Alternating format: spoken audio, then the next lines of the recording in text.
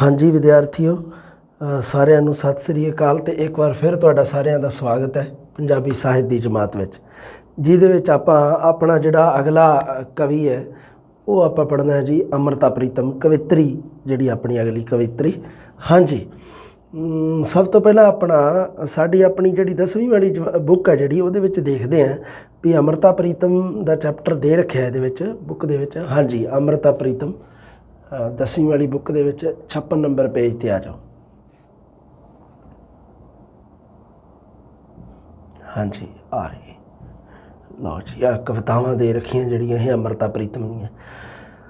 10ਵੀਂ वाली बुक ਦੇ ਵਿੱਚ ਸ਼ੁਰੂ ਦੇ ਵਿੱਚ ਅੰਮ੍ਰਿਤਾ ਪ੍ਰੀਤਮ ਦੇ ਜੀਵਨ ਬਾਰੇ ਦਿੱਤਾ ਹੋਇਆ ਤੇ ਉਸ ਤੋਂ ਬਾਅਦ ਇੱਕ ਤਾਂ ਕਵਿਤਾ ਦਿੱਤੀ ਹੋਈ ਹੈ ਅੱਜ ਆਖਾਂ ਵਾਰਿਸ ਸ਼ਾਹ ਨੂੰ, ਪ੍ਰਸਿੱਧ ਕਵਿਤਾ ਹੈ ਇਹਦੀ, ਤੇ ਇੱਕ ਚਾਨਣ ਦੀ ਫੁਲਕਾਰੀ ਤੇ ਇੱਕ ਤਮਗੇ जिन्होंने आप मैडल्स कह दें, तमगे, gold medal, silver medal, bronze medal, सब है ना आप नाम लेने। हाँ,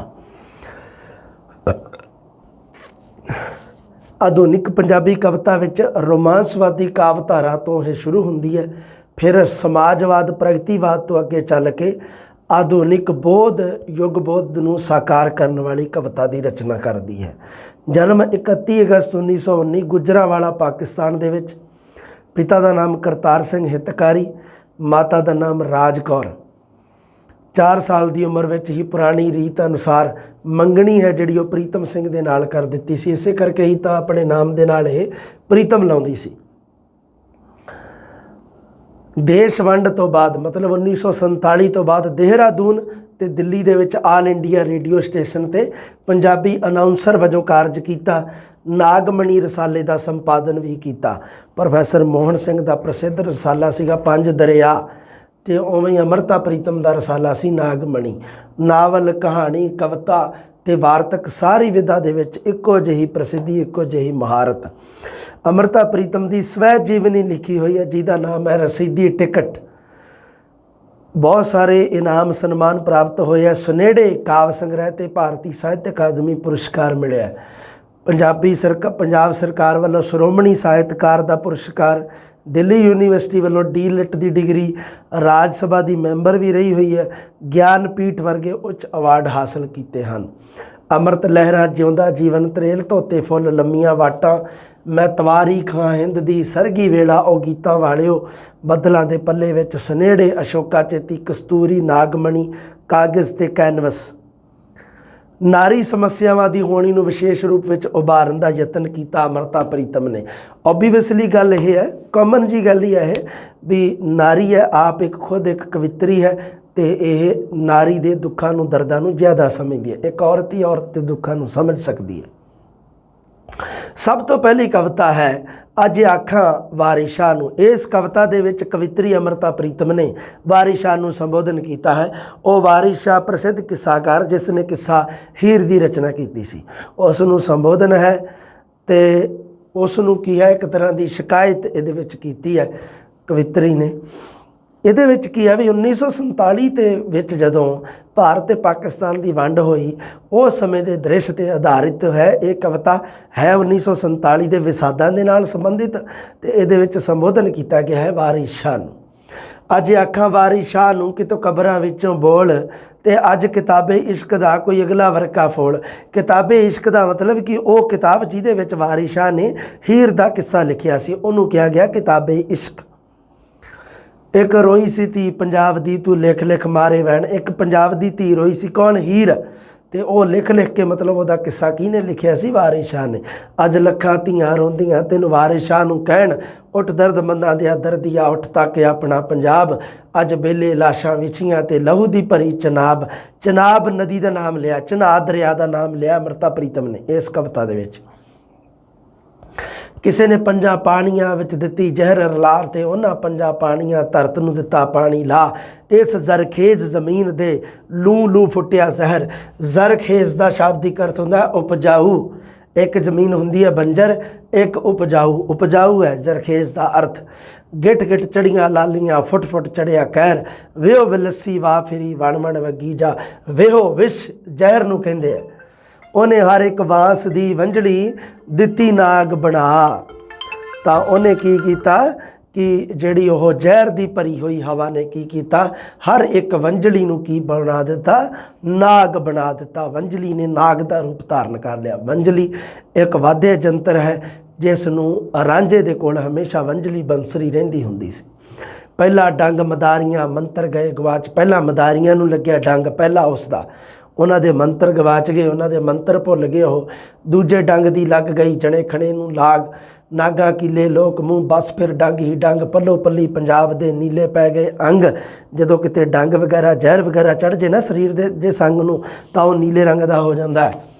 ਤ੍ਰਿੰਜਣੋਂ ਟੁੱਟੀਆਂ ਸਹੇਲਣੀਆਂ, ਚਰਖੜੇ ਕੂਕਰ ਬੰਦ, ਸਣੇ ਸੇਜ ਦੇ ਬੇੜੀਆਂ, ਲੁੱਡਣ ਦਿੱਤੀਆਂ ਰੋੜ, ਸਣੇ ਡਾਲੀਆਂ ਪੀਂਘ ਅੱਜ ਪਿੱਪਲਾਂ ਦਿੱਤੀ ਤੋੜ। ਸਣੇ ਸੇਜ ਦੇ ਬੇੜੀਆਂ, ਉਹ ਬੇੜੀ ਦੇ ਵਿੱਚ ਸੇਜ ਹੀਰ ਦੀ ਹਮੇਸ਼ਾ ਲੱਗੀ ਰਹਿੰਦੀ ਸੀ ਨਾ, ਜਿਹਦਾ ਉਸ ਬੇੜੀ ਦਾ ਜਿਹੜਾ ਸੀ ਮਲਾਹ ਕੌਣ ਸੀ, ਲੁੱਡਣ। ਜਿੱਥੇ ਵੱਜਦੀ ਸੀ ਫੂਕ ਪਿਆਰ ਦੀ, ਉਹ ਵੰਝਲੀ ਗਈ ਗਵਾਚ। ਰਾਂਝੇ ਦੇ ਸਭ ਵੀਰ ਅੱਜ ਭੁੱਲ ਗਏ ਉਹਦੀ ਜਾਚ, ਧਰਤੀ ਦੇ ਲਹੂ ਵਸਿਆ ਕਬਰਾਂ ਪਈਆਂ ਚੋਣ। ਪ੍ਰੀਤ ਦੀਆਂ ਸ਼ਹਿਜ਼ਾਦੀਆਂ ਅੱਜ ਵਿੱਚ ਮਜ਼ਾਰਾ ਰੋਣ, ਅੱਜ ਸਭੇ ਕੈਦੋਂ ਬਣ ਗਏ ਹੁਸਨ ਇਸ਼ਕ ਦੇ ਚੋਰ। ਸਾਰੇ ਜਿਹੜੇ ਜਿਨ੍ਹਾਂ ਨੇ ਮਤਲਬ ਇਹ ਦੇਸ਼ ਵੰਡ ਜਿਹੜੀ ਕਰਵਾਈ, ਉਹਨਾਂ ਨੂੰ ਕਵਿੱਤਰੀ ਅੰਮ੍ਰਿਤਾ ਪ੍ਰੀਤਮ ਨੇ ਕੈਦੋਂ ਕਿਹਾ, ਹੀਰ ਦਾ ਚਾਚਾ, ਜੋ ਨਹੀਂ ਚਾਹੁੰਦਾ ਸੀ ਵੀ ਹੀਰ ਦਾ ਵਿਆਹ ਜਾਂ ਹੀਰ ਦੀ ਕੋਈ ਪ੍ਰੇਮ ਆ ਜਿਹੜਾ ਸੰਬੰਧ ਉਹ ਰਾਂਝੇ ਦੇ ਨਾਲ ਰਵੇ, ਕੈਦੋਂ ਲੰਗੜਾ ਸੀਗਾ। ਅੱਜ ਕਿੱਥੋਂ ਲਿਆਈਏ ਲੱਭ ਕੇ ਵਾਰਿਸ਼ਾਂ ਇੱਕ ਹੋਰ, ਅੱਜ ਅੱਖਾਂ ਵਾਰਿਸ਼ਾਂ ਨੂੰ ਕਿਤੇ ਕਬਰਾਂ ਵਿੱਚੋਂ ਬੋਲੋ। ਅਰਥ ਦੇ ਰੱਖਿਆ ਕਿਤਾਬੇ ਇਸ਼ਕ, ਇਸ਼ਕ ਦੀ ਕਿਤਾਬ ਕਿੱਸਾ ਹੀਰ, ਜ਼ਰਖੇਜ ਉਪਜਾਊ ਵੇਹੋ ਵਿਲੱਸੀ, ਮਤਲਬ ਜ਼ਹਿਰ ਦੇ ਨਾਲ ਲਿਬੜੀ। ਮਜ਼ਾਰ ਹੁੰਦੀ ਹੈ ਪੀਰਾਂ ਦੀ ਜਗ੍ਹਾ, ਮਜ਼ਾਰ ਉਸ ਨੂੰ ਕਿਹਾ ਜਾਂਦਾ ਪੀਰਾਂ ਦੀ ਜਗ੍ਹਾ ਜਿਹਨੂੰ ਕਹਿ ਦਿੰਦੇ ਆਪਾਂ। ਅਗਲੀ ਹੈ ਚਾਨਣ ਦੀ ਫੁਲਕਾਰੀ। ਚਾਨਣ ਦੀ ਫੁਲਕਾਰੀ ਤੋਪਾ ਕੌਣ ਭਰੇ, ਅੰਬਰ ਦਾ ਇੱਕ ਆਲਾ ਸੂਰਜ ਬਾਲਦਿਆਂ, ਮਨ ਦੀ ਉੱਚੀ ਮਮਟੀ ਦੀਵਾ ਕੌਣ ਤਰੇ। ਅੰਬਰ ਗੰਗਾ ਹੁੰਦੀ ਗਾਗਰ ਭਰ ਦਿੰਦੀ, ਦਰਦਾਂ ਦਾ ਦਰਿਆਓ ਕਿਹੜਾ ਘੁੱਟ ਭਰੇ। ਮੰਨ ਲਓ ਐਗਜ਼ਾਮੀਨਰ ਇੰਨੀ ਪੰਕਤੀ ਲਿਖਦੇ, ਪੁੱਛੇ ਵੀ ਹਾਂ ਬਈ ਦੱਸੋ ਇਹ ਕਿਹੜੀ ਕਵਿੱਤਰੀ ਦੀ ਰਚਨਾ ਹੈ, ਇਹ ਕਿਹਦੀ ਰਚਨਾ, ਕਵਿੱਤਰੀ ਤਾਂ ਨਹੀਂ ਆਖੂਗਾ, ਐਂ ਹੀ ਕਹੂਗਾ ਵੀ ਕਿਹਦੀ ਰਚਨਾ ਹੈ, ਤਾਂ ਇਹਦਾ ਉੱਤਰ ਕੀ ਸਹੀ ਹੋਊਗਾ, ਅੰਮ੍ਰਿਤਾ ਪ੍ਰੀਤਮ। ਜਾਂ ਇਹ ਕਿਹੜੀ ਕਵਿਤਾ 'ਚੋਂ ਲਈਆਂ ਗਈਆਂ ਜੀ, ਚਾਨਣ ਦੀ ਫੁਲਕਾਰੀ 'ਚੋਂ। ਇਹ ਜੋ ਸਾਨੂੰ ਅੱਗ ਉਧਾਰੀ ਦੇ ਚੱਲਿਓ, ਦਿਲ ਦੀ ਬੁੱਕਲ ਬਲਦੀ ਚਿਣਗਾ ਕੌਣ ਜਰੇ। ਕਾਮਨ ਆ ਕੋਈ ਜ਼ਿਆਦਾ ਹੈ ਨਹੀਂ, ਆਪਣੇ ਵੱਲੋਂ ਸਾਰੀ ਬਾਤ ਮੁਕਾ ਬੈਠੇ, ਹਾਲੇ ਵੀ ਕਹੂੰਗਾ ਤੇਰੀ ਗੱਲ ਕਰੇ। ਅੰਮ੍ਰਿਤਾ ਪ੍ਰੀਤਮ ਨੇ ਆਪਣੇ ਪ੍ਰੇਮ ਸੰਬੰਧਾਂ ਦੀ ਗੱਲ ਕੀਤੀ ਹੈ ਨਾ। ਚਾਨਣ ਦੀ ਫੁਲਕਾਰੀ ਤੋਪਾ ਕੌਣ ਭਰੇ, ਵੀ ਉਹ ਫੁਲਕਾਰੀ ਹੈ ਜਿਹੜੀ ਉਸ ਦੇ ਵਿੱਚ ਅੱਗੇ ਮਤਲਬ ਤੋਪਾ ਭਰ ਕੇ ਉਸ ਦੇ ਕੋਈ ਸਜਾਵਟ ਹੈ ਜਿਹੜੀ ਉਹ ਕੌਣ ਕਰੇ। ਹਾਂ, ਤਮਗੇ, ਤਮਗੇ ਕਵਿਤਾ ਹੈ ਜਿਹੜੀ ਇਹ ਦੋਨਾਂ ਦੇਸ਼ਾਂ ਨੂੰ ਸੰਬੋਧਨ ਕੀਤੀ ਗਈ ਹੈ, ਕਿਉਂਕਿ ਮੰਨ ਲਓ ਦੋਨਾਂ ਦੇਸ਼ਾਂ ਦੇ ਵਿੱਚੋਂ ਕੋਈ ਵੀ ਲੜਾਈ ਹੁੰਦੀ ਹੈ ਤਾਂ ਉੱਧਰ ਵਾਲੇ ਵੀ ਤਮਗੇ ਦਿੰਦੇ ਆ, ਆਪਣੇ ਵਾਲੇ ਵੀ ਤਾਂ ਮੈਡਲ ਦਿੰਦੇ ਆ, ਮਾਨ ਸਨਮਾਨ ਕਰਦੇ ਆ, ਨਾਲ ਜਾਂ ਕੀ ਕਰਦੇ ਆ, ਜਾਂ ਉਹਨੂੰ ਪ੍ਰਮੋਸ਼ਨ ਦਿੱਤਾ ਜਾਂਦਾ ਹੈ ਨਾ, ਵੀ ਤੂੰ ਜੀ ਪਾਕਿਸਤਾਨ ਵਾਲੇ ਨੇ ਮਾਰਤੇ, ਉਹ ਕਹਿੰਦੇ ਜੀ ਸੀ ਤੂੰ ਇੰਨੇ ਮਾਰਤੇ ਉਹਨਾਂ ਦੇ, ਐਵੇਂ ਕਰਕੇ ਹੈ ਨਾ। ਸੋ ਉਹਦੇ ਬਾਰੇ ਤਮਗੇ। ਬਹਾਦਰ ਲੋਕ ਮੇਰੇ ਦੇਸ਼ ਦੇ, ਮੇਰੇ ਦੇਸ਼ ਮਤਲਬ ਭਾਰਤ ਦੇ, ਬਹਾਦਰ ਲੋਕ ਤੇਰੇ ਦੇਸ਼ ਦੇ ਮਤਲਬ ਆਪਣੇ ਗਵਾਂਢੀ ਦੇਸ਼ ਪਾਕਿਸਤਾਨ ਦੇ ਕਿਸੇ ਨੂੰ ਸੰਬੋਧਨ ਕੀਤੀ ਗਈ ਕਵਿਤਾ ਹੈ। ਪਾਕਿਸਤਾਨ ਦੇ ਆਪਣੇ ਹਮਸਾਏ ਨੂੰ, ਗਵਾਂਢੀ ਨੂੰ, ਪੜੋਸੀ ਨੂੰ ਕੀਤੀ ਗਈ ਕਵਿਤਾ ਸੰਬੋਧਨ ਕੀਤੀ ਹੈ ਵੀ ਤੇਰੇ ਦੇਸ਼ ਦੇ ਲੋਕ ਬਹਾਦਰ। ਇਹ ਸਾਰੇ ਮਰਨ ਮਾਰਨ ਜਾਣਦੇ, ਸਿਰਾਂ ਨੂੰ ਵਾਰਨ ਜਾਣਦੇ, ਸਿਰਫ ਇਹ ਗੱਲ ਵੱਖਰੀ ਹੈ ਕਿ ਸਿਰ ਕਦੇ ਆਪਣਾ ਨਹੀਂ ਹੁੰਦਾ। ਇਹ ਸਿਰਾਂ ਨੂੰ ਤਾਂ ਵਾਰਦੇ ਆ ਪਰ ਆਪਦੇ ਨੂੰ ਨਹੀਂ, ਕਿਸੇ ਦੇ ਸਿਰ ਨੂੰ, ਕਿਸੇ ਦੀ ਕੁਰਬਾਨੀ ਦਿੰਦੇ ਆ। ਅਗਲੀ ਗੱਲ, ਇਨਸਾਨ ਦੀ ਇੱਕ ਲਾਸ਼ ਹੁੰਦੀ ਹੈ ਪਰ ਖੁਦਾ ਦੀ ਲਾਸ਼ ਨਹੀਂ ਹੁੰਦੀ। ਇਨਸਾਨ ਤਾਂ ਮਰਨ ਤੋਂ ਬਾਅਦ ਲਾਸ਼ ਵਿੱਚ ਤਬਦੀਲ ਹੋ ਜਾਂਦਾ ਪਰ ਰੱਬ ਨਹੀਂ, ਰੱਬ ਤਾਂ ਸਦੀਵੀ ਹੈ। ਤੇ ਜਦੋਂ ਵੀ ਇਨਸਾਨ ਵਿਚਲੇ ਰੱਬ ਦਾ ਟੁਕੜਾ ਮਰੇ, ਜਦੋਂ ਵੀ ਇਨਸਾਨ ਦੇ ਅੰਦਰ ਵਾਲਾ ਰੱਬ ਮਰ ਜਾਵੇ, ਉਸ ਦੀ ਕਦੇ ਬਦਬੂ ਨਹੀਂ ਆਉਂਦੀ, ਕਿਉਂਕਿ ਲਾਸ਼ ਦੀ ਬਦਬੂ ਆਊਗੀ। ਪਰ ਜੇ ਮੰਨ ਲ ਕਹੀਏ ਵੀ ਫਲਾਣੇ ਦੇ ਅੰਦਰ ਦਾ ਜੀ ਰੱਬ ਮਰ ਗਿਆ ਤਾਂ ਉਹਦੀ ਕੋਈ ਬਦਬੂ ਥੋੜ੍ਹਾ ਆਉਂਦੀ ਹੁੰਦੀ, ਵੀ ਕੋਈ ਮੁਸ਼ਕ ਆ ਗਿਆ ਤੇ ਆਪਾਂ ਨੂੰ ਪਤਾ ਲੱਗ ਗਿਆ ਜੀ ਇਹਦੇ ਅੰਦਰ ਦਾ ਰੱਬ ਮਰ ਗਿਆ, ਉਹਦੇ ਵਿਚਾਰਾਂ ਤੋਂ ਪਤਾ ਲੱਗਦਾ। ਮਹਿਬੂਬ ਕਿਸੇ ਦਾ ਕੋਈ, ਬਿਲਕੁਲ ਰਕੀਬ ਦਾ ਖਤਰਾ ਨਹੀਂ ਤੇ ਨਾ ਹੀ ਖਤਰਾ ਕਿਸੇ ਦਰਦ ਦਾ।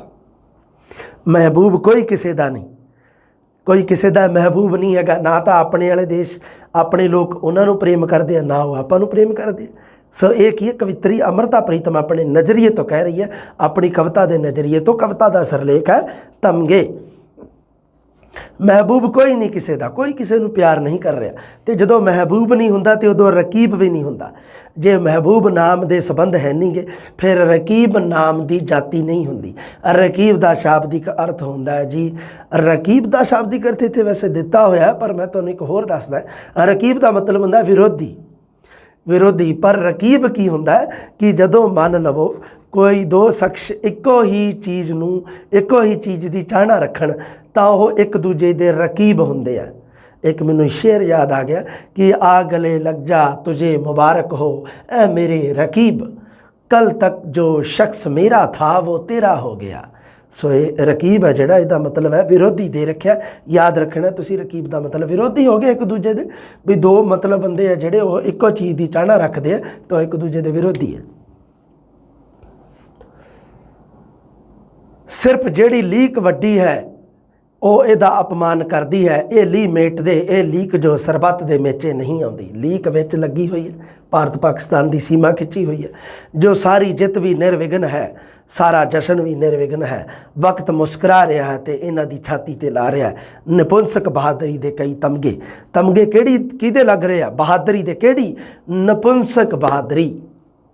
ਨਪੁੰਸਕ ਬਹਾਦਰੀ, ਜੋ ਬਹਾਦਰੀ ਕਿਸੇ ਕੰਮ ਦੀ ਨਹੀਂ। ਸਰਬੱਤ ਪਤਾ ਹੀ ਹੈ ਤੁਹਾਨੂੰ ਸਭ ਲਈ।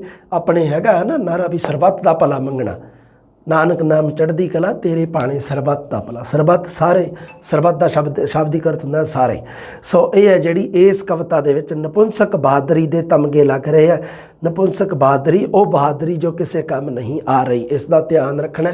ਇਹਦੇ ਅਨੁਸਾਰ ਕਿੰਨਾ ਵੀ ਹਾਰਡ ਪ੍ਰਸ਼ਨ ਬਣਾ ਕੇ ਪੁੱਛ ਸਕਦਾ। ਖਤਮ। ਅੰਮ੍ਰਿਤਾ ਪ੍ਰੀਤਮ ਦਾ 10ਵੀਂ ਜਮਾਤ ਦੇ ਵਿੱਚੋਂ ਆਪਾਂ ਚੈਪਟਰ ਖਤਮ ਕਰ ਲਿਆ। ਹੁਣ ਆਪਾਂ ਅੱਗੇ ਗੱਲ ਕਰਦੇ ਹਾਂ ਸਾਡੀ, ਹਾਂਜੀ,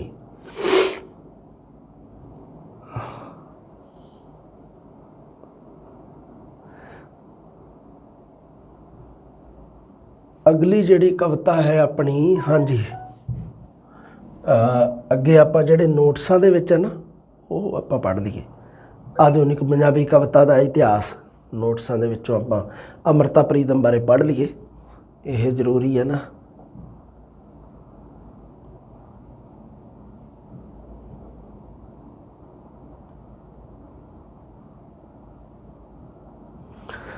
ਅੰਮ੍ਰਿਤਾ ਪ੍ਰੀਤਮ ਆ ਗਿਆ। ਪਹਿਲਾਂ ਹੀ ਲਿਖਿਆ ਹੋਇਆ ਵੀ ਅੱਜ ਆਖਾਂ ਵਾਰਿਸ ਸ਼ਾਹ ਨੂੰ ਕਵਿਤਾ ਕੀ ਹੈ। ਅੱਜ ਆਖਾਂ ਵਾਰਿਸ ਸ਼ਾਹ ਨੂੰ ਜਿਹੜੀ ਕਵਿਤਾ ਹੈ ਉਸ ਦੀ ਰਚਨਾ ਤੇ ਅੰਮ੍ਰਿਤਾ ਪ੍ਰੀਤਮ ਨੂੰ ਪੰਜਾਬ ਦੀ ਆਵਾਜ਼ ਆਖਿਆ ਜਾਂਦਾ ਹੈ। ਪੰਜਾਬ ਦੀ ਆਵਾਜ਼ ਕਿਹੜੀ ਕਵਿਤਾ ਨੇ ਇਸ ਕਵਿਤਰੀ ਨੂੰ ਪੰਜਾਬ ਦੀ ਆਵਾਜ਼ ਦਾ ਜਿਹੜਾ ਮਤਲਬ ਕੀ ਹੈ ਵੀ ਉਪਾਧੀ ਹੈ ਜਿਹੜੀ ਉਹ ਦਵਾਈ ਹੈ, ਉਹ ਹੈਗੀ ਹੈ ਕਵਿਤਾ ਅੱਜ ਆਖਾਂ ਵਾਰਿਸ ਸ਼ਾਹ ਨੂੰ। ਤੇ ਪੰਜਾਬ ਦੀ ਆਵਾਜ਼ ਇਹਨੂੰ ਆਖਿਆ ਕਿਹਨੇ ਹੈ? ਪ੍ਰਿੰਸੀਪਲ ਤੇਜਾ ਸਿੰਘ ਨੇ। ਆਪਾਂ ਜਦੋਂ ਨਿਬੰਧ ਵਾਰਤਕ ਪੜ੍ਹਾਂਗੇ ਉਦੋਂ ਪ੍ਰਿੰਸੀਪਲ ਤੇਜਾ ਸਿੰਘ ਬਾਰੇ ਪੜ੍ਹਾਂਗੇ। ਨਾਰੀਵਾਦੀ ਸੰਵੇਦਨਾ ਨੂੰ ਸ਼ਕਤੀਸ਼ਾਲੀ ਲਹਿਰ ਵਜੋਂ ਉਭਾਰਨ ਵਾਲੀ ਸਭ ਤੋਂ ਪਹਿਲਾ ਕੌਣ ਹੈ ਕਵੀ? ਉਹ ਅੰਮ੍ਰਿਤਾ ਪ੍ਰੀਤਮ ਹੈ। 1947 ਤੋਂ ਪਹਿਲਾਂ ਇਹਦੇ 8 ਕਾਵਿ ਸੰਗ੍ਰਹਿ ਸੀਗੇ। ਸਭ ਤੋਂ ਪਹਿਲਾਂ ਸੀਗਾ ਠੰਡੀਆਂ ਕਿਰਨਾਂ 1935, ਅੰਮ੍ਰਿਤ ਲਹਿਰਾਂ 1936। ਭੁਲੇਖਾ ਪੈ ਜਾਂਦਾ ਕਈ ਵਾਰੀ, ਨਾਮ ਤੋਂ ਵੀ ਪਹਿਲਾ ਕਾਵਿ ਸੰਗ੍ਰਹਿ ਅੰਮ੍ਰਿਤਾ, ਅੰਮ੍ਰਿਤ ਲਹਿਰਾਂ। ਕਈ ਆ ਚੱਕ ਕੇ ਆ ਜਾਂਦੇ ਆ, ਮੂੰਹ ਚੱਕ ਕੇ ਘਰ ਆਉਂਦੇ ਆ, ਐਵੇਂ ਨਹੀਂ ਕਰਨਾ। ਸਭ ਤੋਂ ਪਹਿਲਾਂ ਕਾਵਿ ਸੰਗ੍ਰਹਿ ਠੰਡੀਆਂ ਕਿਰਨਾਂ 1935। ਦੂਸਰਾ ਅੰਮ੍ਰਿਤ ਲਹਿਰਾਂ 1936, ਜਿਉਂਦਾ ਜੀਵਨ 1939, ਤਰੇਲ ਤੋਤੇ ਫੁੱਲ 1941। ਜਾਂ ਮੰਨ ਲਓ ਵੀ BA ਦੇ ਵਿੱਚ ਇਹਦੇ ਨਾਲ ਸੰਬੰਧਿਤ ਦਿੱਤੇ ਹੋਣਗੇ ਸਨ। ਜੇ ਮੰਨ ਲਓ ਗਲਤ ਇੱਥੇ ਹੋਵੇ ਤਾਂ BA ਦੇ ਅਨੁਸਾਰ ਸਹੀ ਕਰਨੇ ਆ। BA ਵਾਲਿਆਂ ਨੂੰ ਸਹੀ ਮੰਨਣਾ ਤੁਸੀਂ, ਠੀਕ ਹੈ। ਹਾਂ, ਉਹ ਗੀਤਾਂ ਵਾਲਿਆ 1942, ਬੱਦਲਾਂ ਦੇ ਪੱਲੇ ਵਿੱਚ 1942, ਸਾਂਝ ਦੀ ਲਾਲੀ 1943, ਲੋਕ ਪੀੜ 1943, ਪੱਥਰ ਗੀਟੇ 1946, ਨਿੱਕੀ ਜਿਹੀ ਸੁਗਾਤ 1944। 1947 ਤੋਂ ਬਾਅਦ ਜਿਹੜੇ ਇਹ ਕਾਵਿ ਸੰਗ੍ਰਹਿ ਆ, ਇਹਦੇ ਵਿੱਚ ਸਭ ਤੋਂ ਇੰਪੋਰਟੈਂਟ ਸੁਨੇੜੇ ਆ 1955 ਦੇ ਵਿੱਚ ਲਿਖਿਆ ਗਿਆ ਸੀ। ਨਾਗਮਣੀ ਮਾਸਕ ਪੱਤਰ ਸੀਗਾ ਜੀ। ਇੱਕੋ ਇੱਕ ਸਾਹਿਤਕਾਰ ਹੈ ਜਿਸ ਨੂੰ ਪੰਜਾਬੀ ਖੇਤਰ ਤੋਂ ਬਾਹਰ ਇੰਨਾ ਮਾਣ ਸਤਿਕਾਰ ਤੇ ਪ੍ਰਸਿੱਧੀ ਨਸੀਬ ਹੋਈ ਹੈ। ਪੰਜਾਬੀ ਖੇਤਰ ਤੋਂ ਬਾਹਰ ਵੀ ਪਦਮ ਸ਼੍ਰੀ ਤੇ ਗਿਆਨਪੀਠ ਪੁਰਸਕਾਰ, ਸੁਨੇੜੇ ਵਾਸਤੇ ਭਾਰਤੀ ਸਾਹਿਤ ਅਕਾਦਮੀ ਪੁਰਸਕਾਰ। ਪਹਿਲੇ ਪੜਾਅ ਦੇ ਵਿੱਚ ਰਵਾਇਤੀ ਸਦਾਚਾਰਕ ਕਵਿਤਾਵਾਂ ਲਿਖਦੀ ਆ ਉਹ। ਆਪਣੀ ਰਚਨਾਵਾਂ ਦੇ ਪਹਿਲੇ ਪੜਾਅ ਦੇ ਵਿੱਚ ਕੀ ਕਰਦੀ ਹੈ?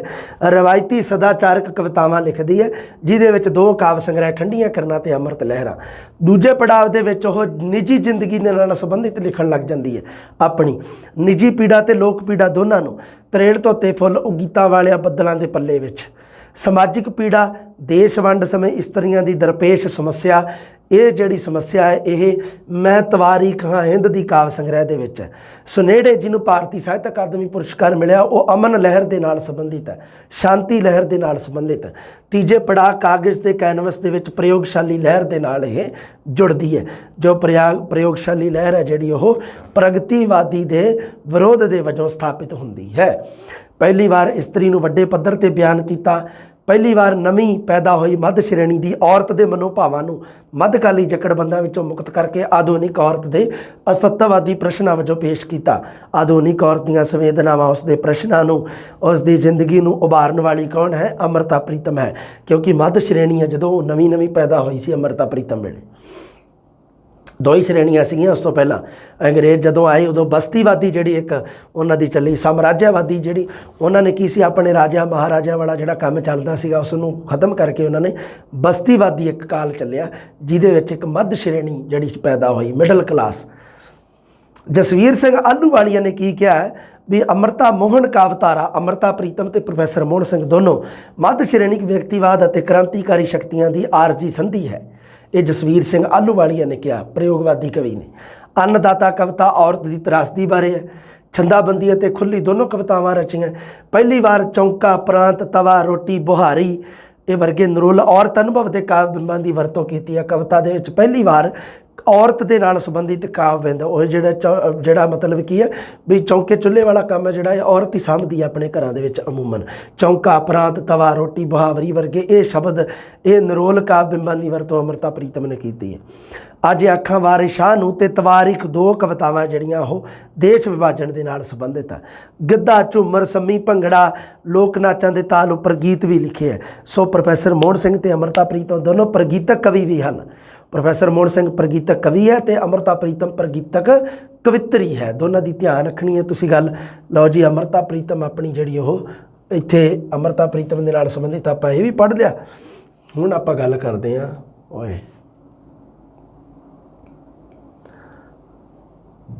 ਅਗਲਾ ਜਿਹੜਾ ਆਪਣਾ ਹੈ, ਅੱਗੇ ਆਪਾਂ ਸਾਡੀ ਜਿਹੜੀ 12ਵੀਂ ਵਾਲੀ ਬੁੱਕ ਹੈ ਉਹਦੇ ਵਿੱਚ ਦੇਖਦੇ ਹਾਂ ਵੀ ਅੰਮ੍ਰਿਤਾ ਪ੍ਰੀਤਮ ਦੇ ਨਾਲ ਸੰਬੰਧਿਤ ਕੀ ਕੁਛ ਦੇ ਰੱਖਿਆ। ਅੰਮ੍ਰਿਤਾ ਪ੍ਰੀਤਮ, ਆ ਲਓ ਜੀ, ਅੰਮ੍ਰਿਤਾ ਪ੍ਰੀਤਮ ਜੀ ਆ ਜਾਓ।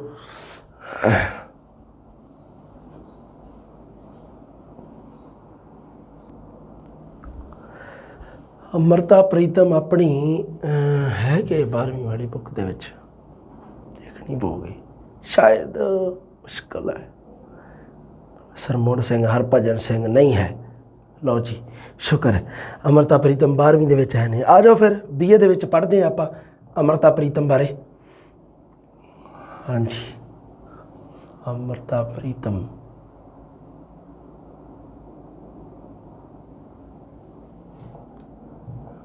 ਜੀ।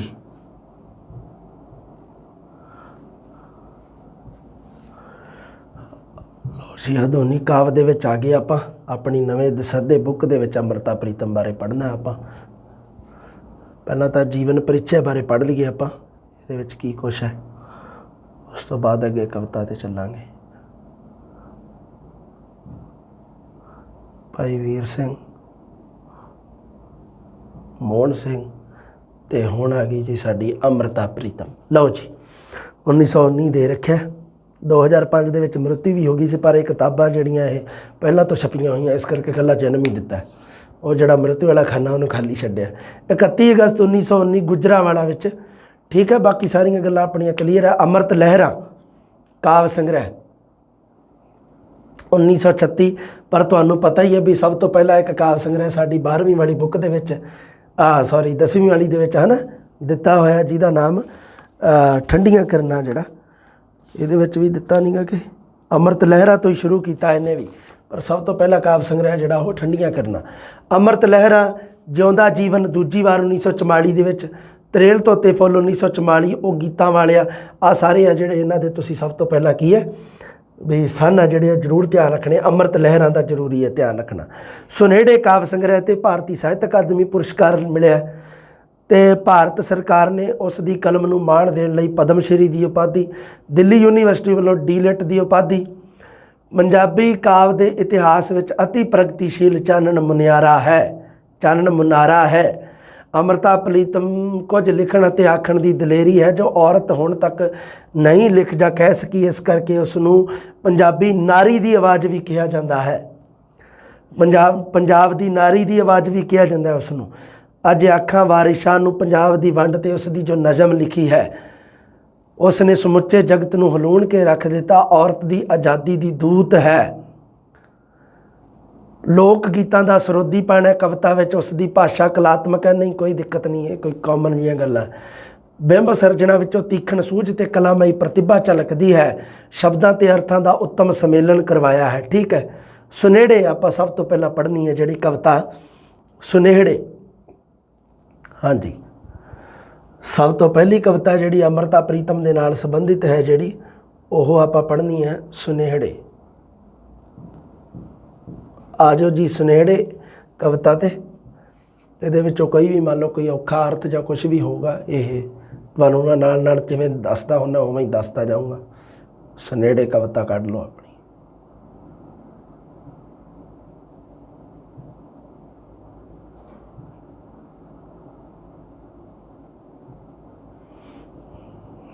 ਸੁਨੇੜੇ।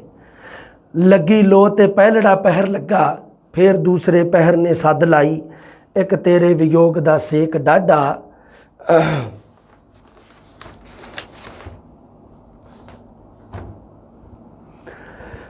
ਦੂਜਾ ਉਮਰ ਦੀ ਸ਼ਿਖਰ ਦੁਪਹਿਰ ਆਈ। ਸ਼ਿਖਰ ਦੁਪਹਿਰ ਮਤਲਬ ਜਵਾਨੀ, ਉਮਰ ਦੀ ਸ਼ਿਖਰ ਦੁਪਹਿਰ ਜਵਾਨੀ ਨੂੰ ਕਿਹਾ ਜਾਂਦਾ ਹੈ। ਇਸ ਕਵਿਤਾ ਦੇ ਵਿੱਚ ਸੁਨੇੜੇ ਕਵਿਤਾ ਵਿੱਚ ਉਮਰ ਦੀ ਸ਼ਿਖਰ ਦੁਪਹਿਰ ਕਿਹਨੂੰ ਕਿਹਾ ਗਿਆ? ਜਵਾਨੀ ਨੂੰ। ਤੇਰਾ ਖੱਤ ਸਾਨੂੰ ਅੱਜ ਬੌੜਿਆ ਏ, ਜਿਵੇਂ ਸੱਤ ਅਸਮਾਨਾਂ ਤੇ ਕਟਾ ਛਾਈ। ਦੋਵੇਂ ਅੱਖੀਆਂ ਸਾਡੀਆਂ ਝੂਮ ਪਈਆਂ, ਮੱਥੇ ਵਿੱਚ ਨਸੀਬਾਂ ਨੇ ਪਹਿਲ ਪਾਈ। ਸੁਨੇੜਾ ਆਇਆ, ਸੁਨੇੜੇ ਮਤਲਬ ਸੁਨੇਹਾ ਆਇਆ, ਮੈਸੇਜ ਜਿਹਨੂੰ ਆਪਾਂ ਕਹਿ ਦਿੰਦੇ। ਦੋਵੇਂ ਹੱਥ ਸਾਡੇ ਅੱਜ ਹੋਏ ਬੇਰੇ, ਅੱਖਾਂ ਝੱਲੀਆਂ ਹੁੰਦੀਆਂ ਜਾਂਦੀਆਂ ਨੇ। ਕਲਮਾਂ ਤੇਰੀਆਂ ਅੱਜ ਸਰਵਾਨਿਆਂ ਤੇ ਸਾਡੇ ਨਾਵੇਂ ਨੂੰ ਪਈਆਂ ਬੁਲਾਉਂਦੀਆਂ ਨੇ। ਚੌਪੋਟਿਆਂ ਤੇ ਗਿਣੀਆਂ ਚਾਰ ਲੀਕਾਂ, ਕੀ ਕੁਝ ਪੁੱਛਦੀਆਂ ਤੇ ਕੀ ਕੁਝ ਆਂਦੀਆਂ ਨੇ। ਲੱਖਾਂ ਬਿਜਲੀਆਂ ਉੱਠ ਕੇ ਅੱਖਰਾਂ 'ਚੋਂ ਪਈਆਂ ਪੋਟਿਆਂ ਵਿੱਚ ਸਮਾਉਂਦੀਆਂ ਨੇ। ਖੰਭਾਂ ਹੇਠ ਹੈ ਜਿਮੀ ਵਲੇਟ ਬੈਠਾ, ਸਾਰੇ ਅੰਬਰ ਤੇ ਆਣ ਕੇ ਇੰਜ ਛਾਇਆ। ਲੱਖਾਂ ਰਹਿਮਤਾਂ ਆਪਣੇ ਨਾਲ ਲੈ ਕੇ, ਹੋ ਕੇ ਦੂਤ ਜਿਉਂ ਮੇਹ ਕਿਸੇ ਦਾ ਮੇਹ ਗਿਆ ਆ। ਇਹ ਕਵਿਤਾ ਨਾ ਜਿਹੜੀ, ਇਹ ਤੁਸੀਂ ਇੱਥੇ ਧਿਆਨ ਰੱਖਣਾ। ਆਹ ਮੈਨੂੰ ਤਾਂ ਪ੍ਰਸ਼ਨ ਆਇਆ ਸੀਗਾ ਵੀ ਆਹ ਜਿਹੜੀ ਹੇਠ ਸਤਰਾਂ ਜਿਹੜੀਆਂ, ਇਹ ਕਿਹੜੀ ਕਵਿਤਾ ਦੇ ਵਿੱਚੋਂ ਲਈਆਂ ਗਈਆਂ? ਇਹ ਸੁਨੇੜੇ 'ਚੋਂ ਲਈਆਂ ਗਈਆਂ। 50 ਉੱਤੇ 2005 ਸੰਮਤ, 50 ਉੱਤੇ ਤੇ 2005 ਸੰਮਤ ਲਿਖਿਆ ਹੋਇਆ।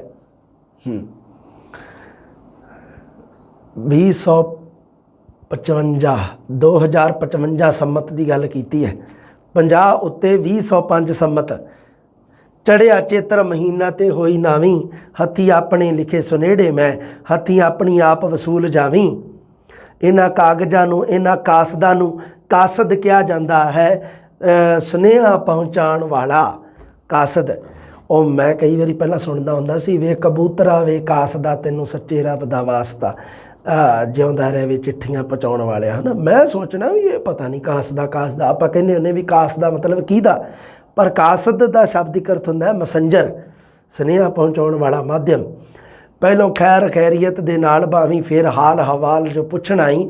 ਇਹਨਾਂ ਮਹਿਰਮਾਂ ਦੇ ਕੋਲ ਜਾਵੀਂ। ਦਿਲ ਦੀਆਂ ਜਾਣਨ ਵਾਲੇ ਉਸ ਨੂੰ ਕਿਹਾ ਜਾਂਦਾ ਮਹਿਰਮ। ਸੋ ਇਹ ਹੈ ਜਿਹੜੀ ਕਵਿਤਾ। ਇਸ ਕਵਿਤਾ ਦੇ ਵਿੱਚ ਕਵਿਤਰੀ ਨੇ ਸੁਨੇੜੇ ਜਿਹੜਾ ਹੈ ਜੀ, ਸੁਨੇੜੇ, ਉਸ ਕਵਿਤਾ ਦੇ ਵਿੱਚ ਕਵਿਤਰੀ ਨੇ ਆਪਣੇ ਮਤਲਬ ਕੀ ਹੈ, ਖੱਤ ਦੇ ਰੂਪ ਵਿੱਚ ਇੱਕ ਮੈਸੇਜ ਹੈ ਜਿਹੜਾ ਉਹਨੂੰ ਬਿਆਨ ਕੀਤਾ।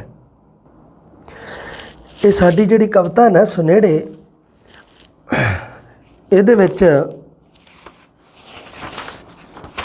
ਹਾਂਜੀ ਇਹ ਮਤਲਬ ਕੀ ਹੈ ਵੀ ਸੁਨੇੜੇ ਕਵਿਤਾ ਜਿਹੜੀ ਹੈ, ਤੁਸੀਂ ਦੇਖੋ ਬੜੀ ਮਤਲਬ ਲੰਮੀ ਸਾਰੀ ਕਵਿਤਾ ਇੱਕ ਲਿਖੀ ਹੋਈ ਹੈ। ਸੁਨੇੜੇ ਇੱਥੋਂ ਸ਼ੁਰੂ ਹੁੰਦੀ ਹੈ ਤੇ ਇਹ ਖਤਮ ਹੈ ਜਿਹੜੀ, ਦੇਖ ਲਓ ਕਿੱਥੇ ਹੋ ਰਹੀ ਹੈ। ਹਾਂਜੀ, ਇੱਥੋਂ ਤੱਕ। ਉਸ ਤੋਂ ਬਾਅਦ ਇਹ ਸੁਨੇੜੇ ਕਾਵਿ ਸੰਗ੍ਰਹਿ 'ਚੋਂ ਲਈ ਗਈ ਹੈ, ਇਹਦਾ ਕੋਈ ਇਸ਼ੂ ਨਹੀਂ ਹੈ। ਉਸ ਤੋਂ ਬਾਅਦ ਅਗਲੀ ਕਵਿਤਾ ਸਾਡੀ ਚੇਤਰ ਹੈ। ਲਓ ਪਹਿਲਾਂ ਸੁਨੇੜੇ ਕਵਿਤਾ ਦੀ ਆਪਾਂ ਆਲੋਚਨਾਤਮਕ ਵਿਆਖਿਆ ਕਰੀਏ ਵੀ ਇਹਦੇ ਵਿੱਚ ਹੈ ਕੀ ਹੈ। ਇਸ ਕਵਿਤਾ ਦੇ ਵਿੱਚ ਕਵਿਤਰੀ ਹੈ ਜਿਹੜੀ, ਉਹ ਆਪਣੀ ਸਵੈ ਪੀੜ ਨੂੰ, ਜਿਸ ਪੀੜ ਨੂੰ ਉਹ ਆਪ ਚੱਲ ਰਹੀ ਹੈ ਔਰਤ ਹੋਣ ਦੇ ਨਾਤੇ, ਔਰਤ ਦੀ ਆਪਣੀ ਜਿਹੜੀ ਖੁਦ ਦੀ ਮਾਨਸਿਕ ਪੀੜਾ ਹੁੰਦੀ ਹੈ, ਉਸ ਅੰਮ੍ਰਿਤਾ ਪ੍ਰੀਤਮ ਉਸ ਪੀੜਾ ਨੂੰ ਚੱਲ ਰਹੀ ਹੈ, ਉਸ ਸਵੈ ਪੀੜਾ ਨੂੰ ਉਹ ਲੋਕ ਪੀੜ ਦੇ ਰੂਪ ਵਿੱਚ ਪਹੁੰਚਾਉਣ ਦਾ ਯਤਨ ਕਰ ਰਹੀ ਹੈ, ਲੋਕ ਪੀੜ ਤੱਕ ਉਭਾਰਨ ਦਾ ਯਤਨ ਕਰ ਰਹੀ ਹੈ। ਸਵੈ ਪੀੜ ਨੂੰ ਲੋਕ ਪੀੜ ਦੇ ਰੂਪ ਵਿੱਚ ਦਰਸਾ ਰਹੀ ਹੈ ਕਿ ਜੋ ਮਤਲਬ ਮੇਰੇ ਨਾਲ ਬੀਤ ਰਿਹਾ ਹੈ, ਇਸਤਰੀ ਹੋਣ ਦੇ ਨਾਤੇ ਉਹ ਦੁਨੀਆ ਦੀ ਹਰ ਇੱਕ ਇਸਤਰੀ ਨਾਲ ਉਹ ਘਟਨਾ ਵਾਪਰ ਰਹੀ ਹੈ। ਸੋ ਉਹ ਆਪਣੇ ਦੁੱਖਾਂ ਨੂੰ ਉਸ ਦੇ ਰੂਪ ਵਿੱਚ ਹੈ। ਅੱਗੇ ਮਤਲਬ ਕੀ ਹੈ ਵੀ ਨਿੱਜੀ ਪੀੜਾ ਨੂੰ ਲੋਕ ਪੀੜਾ ਦੇ ਰੂਪ ਵਿੱਚ ਦਰਸਾਇਆ ਗਿਆ ਇਸ ਕਵਿਤਾ ਦੇ ਵਿੱਚ। ਨਿੱਜੀ ਪੀੜਾ ਮਤਲਬ ਅੰਮ੍ਰਿਤਾ ਪ੍ਰੀਤਮ ਦੀ ਜਿਹੜੀ ਆਪਣੀ ਪੀੜਾ ਹੈ ਉਸ ਨੂੰ ਉਹ ਲੋਕ ਪੀੜਾ ਦੇ ਰੂਪ ਵਿੱਚ ਦਰਸਾਉਂਦੀ ਹੈ। ਪੀੜਾ ਤੇ ਵਿਸਾਤ ਦਾ ਸਮੂਹੀਕਰਨ ਕੀਤਾ ਹੈ, ਮਤਲਬ ਵੀ ਸਮੂਹ ਦੇ ਵਿੱਚ ਮਤਲਬ ਕੀ ਹੈ, ਲੋਕ ਦਾ ਮਤਲਬ ਹੀ ਹੁੰਦਾ ਹੈ ਵੀ ਸਮੂਹੀਕਰਨ, ਸਮੂਹ ਦੇ ਰੂਪ ਵਿੱਚ ਪੀੜਾ ਨੂੰ ਦਰਸਾਇਆ। ਇਸ਼ਕ ਦੇ ਸਮਾਜਿਕ ਨਿਰਧਾਰਿਤ ਮਾਪਦੰਡ ਹੈ। ਦੇਖੋ ਜੀ, ਇਸ਼ਕ ਦੇ ਨਾਲ ਸੰਬੰਧਿਤ ਕੁਝ ਮਾਪਦੰਡ ਨੇ, ਕੁਛ ਇਹਦੇ ਨਾਲ ਸਥਾਪਨਾਵਾਂ ਜਿਹੜੀਆਂ ਕੀਤੀਆਂ ਗਈਆਂ ਨੇ ਸਮਾਜ ਦੇ ਵਿੱਚ ਲੋਕਾਂ ਵੱਲੋਂ ਇਸ਼ਕ ਦੇ ਨਾਲ ਸੰਬੰਧਿਤ ਜਿਹੜੇ ਬੰਧਨ ਨੇ। ਕਵਿਤਰੀ ਹੈ ਜਿਹੜੀ ਉਹਨਾਂ ਦੇ ਵਿੱਚ ਪਰਿਵਰਤਨ ਦਾ ਸੰਦੇਸ਼ ਦੇ ਰਹੀ ਹੈ, ਪਰਿਵਰਤਨ ਦਾ ਸੁਨੇਹਾ ਦੇ ਰਹੀ ਹੈ। ਇਸ਼ਕ ਦੇ ਮਾਪਦੰਡ ਨੇ ਜਿਹੜੇ ਨਿਰਧਾਰਿਤ ਕੀਤੇ ਗਏ ਨੇ ਸਮਾਜ ਵੱਲੋਂ, ਕਵਿਤਰੀ ਉਹਨਾਂ ਨੂੰ ਬਦਲਣ ਦਾ ਸੁਨੇਹਾ ਦੇ ਰਹੀ ਹੈ, ਸੁਨੇਹਾ ਦੇ ਰਹੀ ਹੈ ਇਸ ਕਵਿਤਾ ਦੇ ਵਿੱਚ। ਇਸ ਕਵਿਤਾ ਦੇ ਵਿੱਚ ਕੰਮ ਦੀਆਂ ਇਹ ਗੱਲਾਂ ਯਾਦ ਰੱਖਣ ਵਾਲੀਆਂ ਸ਼ਬਦਾਂ ਦੇ ਅਰਥ ਨੇ। ਇੱਕੋ ਹਰਫ ਵਾਲੇ ਇੱਕ ਵਿਰਧ ਉੱਤੋਂ, ਕਿੱਥੇ ਲਿਖਿਆ ਹੋਇਆ ਹੈ,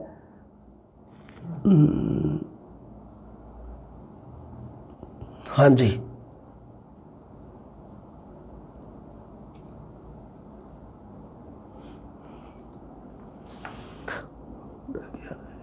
ਹਾਂਜੀ, ਇੱਕੋ ਹਰਫ ਵਾਲੇ ਇੱਕ ਵਿਰਧ ਉੱਤੋਂ ਵਾਰ ਸੁੱਟਿਆ ਦੋਹਾਂ ਹਯਾਤੀਆਂ ਨੂੰ। ਹਰਫ ਦਾ ਮਤਲਬ ਤੁਹਾਨੂੰ ਪਤਾ ਹੀ ਹੈ, ਅੱਖਰ ਹੁੰਦਾ ਹੈ। ਵਿਰਧ ਦਾ ਮਤਲਬ ਹੁੰਦਾ ਹੈ ਜੀ, ਵਿਰਧ ਦਾ ਸ਼ਾਬਦਿਕ ਅਰਥ ਹੈ ਅਰਦਾਸ। ਤੁਸੀਂ ਧਿਆਨ ਦੇ ਵਿੱਚ ਰੱਖਣਾ। ਅਵਲ ਹਮਦ ਖੁਦਾ ਦਾ ਵਿਰਧ ਕੀਚੈ, ਇਸ਼ਕ ਕੀਤਾ ਸੀ ਜੱਗ ਦਾ ਮੂਲ ਮੀਆਂ। ਪਹਿਲਾਂ ਆਪ ਹੀ ਰੱਬ ਨੇ ਇਸ਼ਕ ਕੀਤਾ ਤੇ ਮਾਸ਼ੂਕ ਹੈ ਨਬੀ ਰਸੂਲ ਮੀਆਂ। ਸ਼ਾਇਦ ਤੁਹਾਨੂੰ ਪਤਾ ਵੀ ਵਾਰਿਸ ਸ਼ਾਹ ਦਾ ਕਿੱਸਾ ਜਦੋਂ ਪੜ੍ਹਦੇ ਹਾਂ ਉਦੋਂ ਵਿਰਧ ਸ਼ਬਦ ਉੱਥੇ ਵੀ ਆਉਂਦਾ ਹੈ। ਵਿਰਧ ਦਾ ਸ਼ਾਬਦਿਕ ਅਰਥ ਹੈ ਅਰਦਾਸ ਤੇ ਹਯਾਤੀ ਦਾ ਸ਼ਾਬਦਿਕ ਅਰਥ ਹੈ ਜ਼ਿੰਦਗੀ। ਇਹ ਦੋਨੋਂ ਸ਼ਬਦ ਤੁਸੀਂ ਯਾਦ ਰੱਖਣੇ ਆ ਕਿਉਂਕਿ ਇਸ ਤਰ੍ਹਾਂ ਦਾ ਪ੍ਰਸ਼ਨ ਆਊਗਾ। ਇੱਕ ਇਸੇ ਨਾਮ ਲਿਖਿਆ ਹੋਇਆ ਰੋਜ਼ ਹਸ਼ਰ, ਜਿਹੜਾ ਪਾਇਆ ਹੈ ਅੱਜ ਸਵਾਲ ਮੈਨੂੰ ਰੋਜ਼ ਹਸ਼ਰ ਦਾ, ਇਹੀ ਸਵਾਲ ਮੇਰਾ। ਰੋਜ਼ ਹਸ਼ਰ, ਰੋਜ਼ ਮੈਨੇ ਦਿਨ ਦਿਹਾੜਾ, ਹਸ਼ਰ ਕਿਆਮਤ ਦਾ ਦਿਨ। ਮੁਸਲਮਾਨਾਂ ਦੇ ਅਨੁਸਾਰ ਇੱਕ ਕਿਆਮਤ ਦਾ ਦਿਨ, ਜਿਸ ਦਿਨ ਦੁਨੀਆ ਸਾਰੀ ਨਸ਼ਟ ਹੋ ਜੂਗੀ, ਖਤਮ ਹੋ ਜੂਗੀ, ਉਸ ਨੂੰ ਕਿਹਾ ਜਾਂਦਾ ਹੈ ਕਿਆਮਤ ਦਿਨ। ਹਿਜਰ ਦਾ ਸ਼ਾਬਦਿਕ ਅਰਥ ਤੁਹਾਨੂੰ ਪਤਾ ਹੀ ਹੈ, ਵਿਛੋੜਾ ਹੁੰਦਾ ਹਿਜਰ। ਸੋ ਇਹ ਕਵਿਤਾ ਜਿਹੜੀ ਹੈ ਤੁਸੀਂ ਠੀਕ ਹੈ ਪੜ੍ਹ ਲਓਗੇ, ਮੈਨੂੰ ਨਹੀਂ ਲੱਗਦਾ ਵੀ ਕੋਈ ਇਸ਼ੂ ਹੈ ਇਹਦੇ ਵਿੱਚ।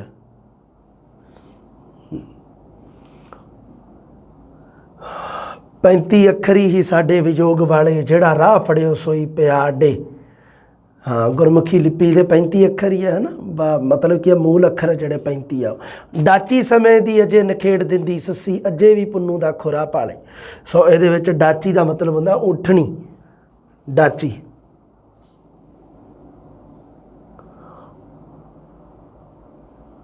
ਹੱਥ ਤੇਸਾ ਤੇ ਅਜੇ ਵੀ ਪੈਰ ਛਾਲੇ, ਦੋਵੇਂ ਅੱਟੀਆਂ ਹੁਸਨ ਦਾ ਮੁੱਲ ਪੈਂਦਾ। ਹੱਥ ਤੇਸਾ ਤੇ ਅਜੇ ਵੀ ਪੈਰ ਛਾਲੇ, ਇਹ ਸ਼ੀਰੀ ਫਰਹਾਦ ਮਿਥਿਹਾਸਿਕ ਕਿੱਸੇ ਦੀ ਗੱਲ ਕੀਤੀ ਗਈ ਹੈ।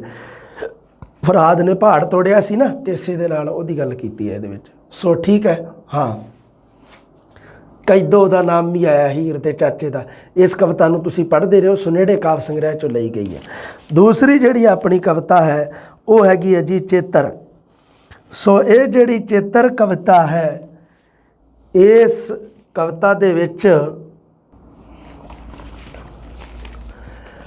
ਅਗਲੀ ਜਿਹੜੀ ਸਾਡੀ ਕਵਿਤਾ ਹੈ ਚੇਤਰ।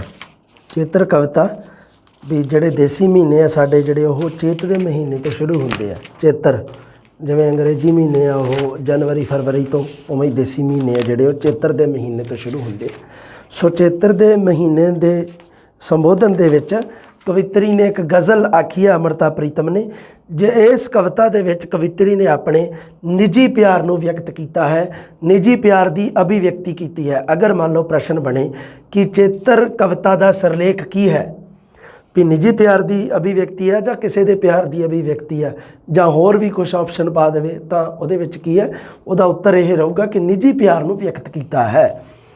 ਚੇਤਰ ਦੇ ਵਿੱਚ ਵਣਜਾਰਾ ਜਿਹੜਾ ਉਹ ਆਇਆ, ਇੱਕ ਬੁਚਕੀ ਮੋਢੇ 'ਤੇ ਉੱਤੇ ਚੱਕ ਕੇ ਵਣਜਾਰਾ ਜਿਹੜਾ ਵੰਗਾਂ ਚੜਾਉਣ ਵਾਲਾ, ਅੱਗੇ ਨਾ ਇੱਕ ਦਿੱਤਾ ਹੋਇਆ ਹੈ, ਜਦੋਂ ਆਪਾਂ ਰੂਪਕ ਅਲੰਕਾਰ ਦਾ ਕਦੇ ਵੀ ਪੜ੍ਹਦੇ ਹਾਂ ਨਾ, ਰੂਪਕ ਅਲੰਕਾਰ ਬਾਰੇ, ਉਦੋਂ ਇੱਕ ਉਦਾਹਰਣ, ਪ੍ਰਸਿੱਧ ਉਦਾਹਰਣ ਦਿੱਤਾ ਹੁੰਦਾ ਹੈ, ਉਹ ਚੇਤਰ ਕਵਿਤਾ ਦੇ ਵਿੱਚੋਂ ਲਿਆ ਗਿਆ ਹੈ। ਬਿਰਹਾ ਦੀ ਇੱਕ ਖਰਲ ਬਲੌਰੀ, ਜਿੰਦੜੀ ਦਾ ਸਾ ਸੁਰਮਾ ਪੀਠਾ, ਰੋਜ਼ ਰਾਤ ਨੂੰ ਅੰਬਰ ਆ ਕੇ ਮੰਗਦਾ ਇੱਕ ਸੜਾਈ ਵੇ। ਇਹ ਹੈ ਜਿਹੜਾ ਇਹਦੇ ਵਿੱਚ ਰੂਪਕ ਅਲੰਕਾਰ ਦੀ ਵਰਤੋਂ ਕੀਤੀ ਹੈ। ਮਤਲਬ ਕੀ ਹੈ ਵੀ ਵਿਛੋੜੇ ਨੂੰ ਖਰਲ ਦੱਸਿਆ ਹੈ ਅਤੇ ਜ਼ਿੰਦਗੀ ਨੂੰ ਸੁਰਮਾ ਦੱਸਿਆ ਹੈ। ਵੀ ਉਹ ਖਰਲ ਜਿਹੜੀ ਹਮਾਮ ਦਸਤਾ ਹੁੰਦਾ ਜਿਹੜਾ ਛੋਟਾ, ਉਹਦੇ ਵਿੱਚ ਜਿਹੜਾ ਸੁਰਮਾ ਉਸ ਨੂੰ ਪੀਠਿਆ ਜਾਂਦਾ ਹੈ, ਪੀੜਿਆ ਜਾਂਦਾ ਹੈ। ਸੋ ਐਵੇਂ ਹੀ ਮਤਲਬ ਕੀ ਹੈ, ਵਿਛੋੜਾ ਜਿਹੜਾ ਉਹ ਜ਼ਿੰਦਗੀ ਨੂੰ ਪੀਸ ਰਿਹਾ ਹੈ। ਕਹਿਣ ਦਾ ਮਤਲਬ ਇਹ ਹੈ ਰੂਪਕ ਅਲੰਕਾਰ ਦੀ ਵਰਤੋਂ ਹੈ ਇਹਦੇ ਵਿੱਚ। ਸੋ ਇਹ ਹੈ ਜਿਹੜਾ ਇਹਦੇ ਵਿੱਚ ਕਵੀ ਆਪਣੀ ਕਵਿੱਤਰੀ ਅੰਮ੍ਰਿਤਾ ਪ੍ਰੀਤਮ ਆਪਣੇ ਨਿੱਜੀ ਪਿਆਰ ਨੂੰ ਵਿਅਕਤ ਕਰ ਰਹੀ ਹੈ। ਚੇਤਰ ਦੀ ਮਹੀਨੇ ਦੀ ਕਵਿਤਾ, ਛੋਟੀ ਜਿਹੀ ਕਵਿਤਾ, ਇਸ ਨੂੰ ਤੁਸੀਂ ਪੜ੍ਹਨਾ ਹੈ। ਅਤੇ ਇਹ ਜਿਹੜੀ ਕਵਿਤਾ ਹੈ ਚੇਤਰ ਕਵਿਤਾ, ਇਹ ਕਵਿਤਾ ਕਸਤੂਰੀ ਜਿਹੜਾ ਹੈਗਾ ਸਾਡਾ ਕਾਵਿ ਸੰਗ੍ਰਹਿ ਅੰਮ੍ਰਿਤਾ ਪ੍ਰੀਤਮ ਦਾ, ਉਹਦੇ ਵਿੱਚੋਂ ਲਈ ਗਈ ਹੈ ਚੇਤਰ ਕਵਿਤਾ। ਇਹ ਦੂਸਰੀ ਗੱਲ ਧਿਆਨ ਦੇ ਵਿੱਚ ਰੱਖਣੀ ਹੈ। ਅਗਲੀ ਕਵਿਤਾ ਹੈ ਰਾਤ ਮੇਰੀ ਜਾਗਦੀ, ਖਿਆਲ ਮੇਰਾ ਸੌਂ ਗਿਆ। ਇਸ ਕਵਿਤਾ ਦੇ ਵਿੱਚ ਵੀ ਕਵਿੱਤਰੀ ਨੇ ਨਾਰੀ ਦੀ ਪਿਆਰ ਭਾਵਨਾ ਨੂੰ ਦਰਸਾਇਆ। ਨਾਰੀ ਇੱਕ ਔਰਤ ਦੀ ਪਿਆਰ ਭਾਵਨਾ ਨੂੰ, ਇਸ਼ਕ ਦੀ ਭਾਵਨਾ ਨੂੰ ਅੱਡ ਅੱਡ ਖੰਡਿਤ ਪ੍ਰਤੀਬਿੰਬਾਂ ਦੇ ਦੁਆਰਾ ਦਰਸਾਇਆ ਗਿਆ ਹੈ। ਬਿੰਬ ਪ੍ਰਤੀਬਿੰਬਾਂ ਨੂੰ ਖੰਡਿਤ ਰੂਪ ਵਿੱਚ ਦਰਸਾਇਆ ਗਿਆ ਹੈ ਵੀ ਜਿਵੇਂ ਉਹਦੇ ਸੁਪਨੇ ਹੈ ਜਿਹੜੇ ਉਹ ਬਿੰਬ ਦੇ ਰੂਪ ਵਿੱਚ ਦੱਸੇ ਆ, ਜੋ ਖੰਡ ਹੋਏ ਪਏ ਆ, ਮਤਲਬ ਕੀ ਹੈ ਬਿਖਰੇ ਪਏ ਆ। ਨਾਰੀ ਦੀ ਪਿਆਰ ਭਾਵਨਾ ਨੂੰ ਇਸ ਕਵਿਤਾ ਦੇ ਵਿੱਚ ਦਰਸਾਇਆ। ਸੂਰਜ ਦਾ ਰੁੱਖ ਖੜਾ ਸੀ, ਕਿਰਨਾਂ ਕਿਸੇ ਨੇ ਤੋੜੀਆਂ, ਇਹ ਚੰਨ ਦਾ ਗੋਟਾ ਕਿਸੇ ਅੰਬਰ ਤੋਂ ਅੱਜ ਉਧੇੜਿਆ। ਸੋ ਮਤਲਬ ਕੀ ਹੈ ਵੀ ਬੜੀ ਪਿਆਰੀ ਕਵਿਤਾ ਲਿਖੀ ਹੋਈ ਹੈ। ਇਹਨੂੰ ਤੁਸੀਂ ਸਾਰੀ ਨੂੰ ਪੜ੍ਹਨ ਦੀ ਕੋਸ਼ਿਸ਼ ਕਰਨੀ ਹੈ।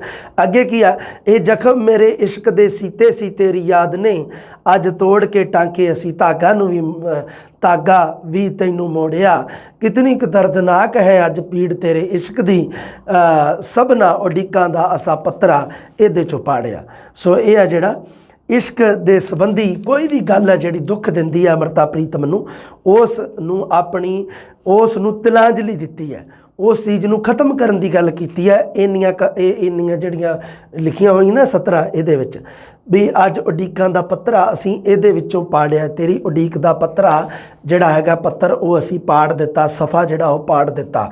ਜਿਹੜੀ ਮਤਲਬ ਕੀ ਆ ਵੀ ਇਸ਼ਕ ਦੇ ਸੀਤੇ ਸੀ ਤੇਰੀ ਯਾਦ ਨੇ, ਜਿਹੜੇ ਜ਼ਖਮ ਤੇਰੀ ਯਾਦ ਨੇ ਸੀ ਰੱਖੇ ਸੀ, ਮਤਲਬ ਤੇਰੀਆਂ ਯਾਦਾਂ ਨੂੰ ਵੀ ਪਾਸੇ ਕਰ ਦਿੱਤਾ, ਤਿਲਾਂਜਲੀ ਦੇ ਦਿੱਤੀ। ਉਹ ਹਰ ਚੀਜ਼ ਜੋ ਅੰਮ੍ਰਿਤਾ ਪ੍ਰੀਤਮ ਨੂੰ ਨਿੱਜੀ ਪਿਆਰ ਦੀ ਪੀੜਾ ਦੇ ਰਹੀ ਹੈ, ਅੰਮ੍ਰਿਤਾ ਪ੍ਰੀਤਮ ਉਸ ਪੀੜਾ ਨੂੰ ਦੂਰ ਕਰ ਰਹੀ ਹੈ, ਉਸ ਨੂੰ ਤਿਲਾਂਜਲੀ ਦੇ ਰਹੀ ਹੈ। ਅਗਲੀ ਗੱਲ ਦੇਖੋ, ਧਰਤੀ ਦਾ ਹੌਕਾ ਨਿਕਲਿਆ, ਅਸਮਾਨ ਨੇ ਸਿਸਕੀ ਭਰੀ, ਫੁੱਲਾਂ ਦਾ ਸੀ ਇੱਕ ਕਾਫਲਾ, ਤੱਤੇ ਥਲਾਂ ਚੋਂ ਗੁਜ਼ਰਿਆ, ਕਣਕ ਦੀ ਇੱਕ ਮਹਿਕ ਸੀ ਬਰੂਦ ਨੇ ਅੱਜ ਪੀ ਲਈ, ਬੇਈਮਾਨ ਈਮਾਨ ਸੀ ਇੱਕ ਅਮਨ ਦਾ, ਉਹ ਵੀ ਕਿਤੇ ਵਿਕਦਾ ਪਿਆ।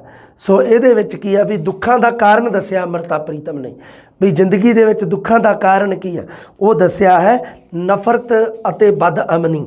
ਪਹਿਲੇ ਦੇ ਵਿੱਚ ਕੀ ਹੈ ਵੀ ਨਫ਼ਰਤ ਦਾ ਗੱਲ ਕੀਤੀ, ਦੂਸਰੇ ਵਿੱਚ ਵੀ ਨਫ਼ਰਤ ਅਤੇ ਬਦਅਮਨੀ, ਵੀ ਜਿਹੜੀ ਮਤਲਬ ਕੀ ਹੈ ਅਸ਼ਾਂਤੀ ਫੈਲੀ ਹੋਈ ਹੈ, ਆਪਸ ਦੇ ਵਿੱਚ ਲੋਕਾਂ ਦੀ ਨਫ਼ਰਤ ਹੈ ਜਿਹੜੀ, ਉਹਦਾ ਕਰਕੇ ਕੀ ਹੈ ਦੁੱਖ ਵੱਧ ਰਹੇ ਨੇ। ਅਗਲੀ ਗੱਲ ਦੇਖਦੇ ਹਾਂ। ਅੱਗੇ ਆ ਸਾਰੀਆਂ ਕਾਮਨ ਜਿਹੀਆਂ ਗੱਲਾਂ ਲਿਖੀਆਂ ਹੋਈਆਂ, ਕੋਈ ਇਸ਼ੂ ਨਹੀਂ ਇਹਦੇ ਵਿੱਚ। ਹਾਂ, ਪਾਂਧੀ ਤੁਹਾਨੂੰ ਪਤਾ ਹੀ ਹੈ ਜਿਹੜਾ ਰਸਤੇ ਤੇ ਜਾਣ ਵਾਲਾ ਹੁੰਦਾ, ਪਾਂਧੀ ਉਸ ਨੂੰ ਕਿਹਾ ਜਾਂਦਾ ਹੈ। ਇਹ ਰਾਤ ਕਿਉਂ ਅੱਜ ਤਰਹਿ ਗਈ, ਕਾਲਕ ਹੈ ਕੁਝ ਕੰਬਦੀ ਪਈ, ਕਿਧਰੇ ਕਿਸੇ ਵਿਸ਼ਵਾਸ ਦਾ ਸ਼ਾਇਦ ਟਟਹਿਣਾ ਚਮਕਿਆ। ਹਾਂ, ਰਾਤਾਂ ਦੀ ਅੱਖ ਫਰਕਦੀ ਇੱਕ ਹੋਰੇ ਚੰਗਾ ਸਗਣ ਹੈ, ਅੰਬਰ ਦੀ ਉੱਚੀ ਕੰਧ ਤੇ ਚਾਨਣ ਦਾ ਤੀਲਾ ਲਿਸ਼ਕਿਆ। ਸੋ ਇਹਦੇ ਵਿੱਚ ਕੀ ਆ, ਉਹ ਨਫ਼ਰਤ ਤੇ ਅਵਿਸ਼ਵਾਸ ਹੈ ਜਿਹੜਾ ਉਸ ਦੇ ਹਨੇਰੇ ਵਿੱਚ, ਕਿਉਂਕਿ ਚਾਰੇ ਪਾਸੇ ਨਫ਼ਰਤ ਹੈ, ਚਾਰੇ ਪਾਸੇ ਬਦਅਮਨੀ, ਅਸ਼ਾਂਤੀ ਹੈ, ਅਵਿਸ਼ਵਾਸ ਹੈ, ਉਹਦੇ ਵਿੱਚ ਕਵਿੱਤਰੀ ਵਿਸ਼ਵਾਸ ਦੀ ਇੱਕ ਹੋਂਦ ਨੂੰ ਲੱਭ ਰਹੀ ਹੈ। ਅੰਬਰ ਦੀ ਉੱਚੀ ਕੰਧ ਤੇ ਚਾਨਣ ਦਾ ਤੀਲਾ ਲਿਸ਼ਕਿਆ, ਮਤਲਬ ਕੀ ਹੈ ਥੋੜ੍ਹਾ ਜਿਹਾ ਵਿਸ਼ਵਾਸ ਅਜੇ ਵੀ ਬਾਕੀ ਹੈ।